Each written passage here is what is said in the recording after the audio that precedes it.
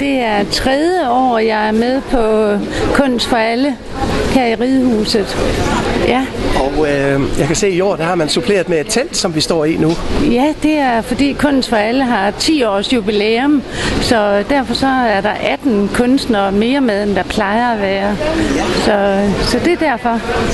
Og hvad synes du om at være her? Jeg synes, det er fantastisk. Hun er meget dygtig, hende der arrangerer det, så det er et fantastisk udvalg for alle mennesker at komme og se på. Hvor mange billeder har du med på udstillingen her? Det er et godt spørgsmål. Jeg har ikke talt det, men jeg vil tro, at jeg har en 30 stykker. Hvornår begyndte du egentlig at male? Jeg kan forstå, at det er faktisk temmelig mange år siden. Det gjorde jeg i 1971, og så har jeg så for 14 år siden startet ned på Aarhus Kunstakademi, hvor jeg har gået i 6 år. Og jeg får stadigvæk undervisning af en kunstmaler, der kommer fra Chile, der hedder Eduardo Sosa, som inspirerer mig rigtig meget i de lille farver og orange farver. Yrsa, kan man tale om, at du ligesom har nogle yndlingsmotiver? Ja, jeg er abstrakt naturmaler. Det er jeg. Jeg elsker naturen, og jeg bliver meget inspireret af at gå og løbe i naturen. Og det gør jeg. Det er det største must for mig. Det er det. Hvad var egentlig grunden til, at du begyndte sådan på et kreativt virke der for en del år siden?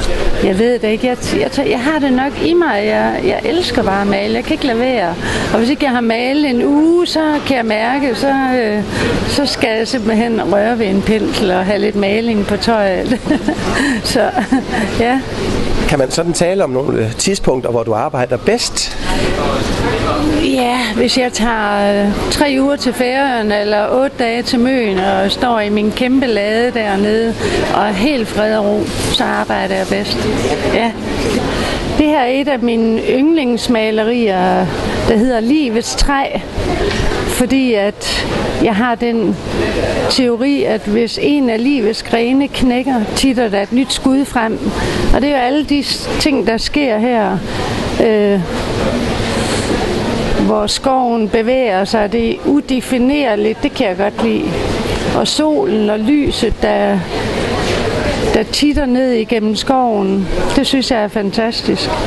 Det store billede her er det største, jeg har malet, som er på næsten 2 meter. Det er inspireret nede fra Møn, hvor jeg kommer en hel del,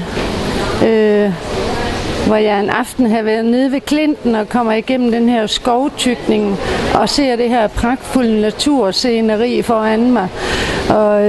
Og så maler jeg på det de næste 8 dage, og det var fantastisk. Jeg har kommet lidt kridt i fra Klinten dernede for ligesom at lave lidt struktur, og så kan jeg lige at ridse i det og sådan at forsøge at få den kraft, der er i naturen frem. Det er sådan min teknik.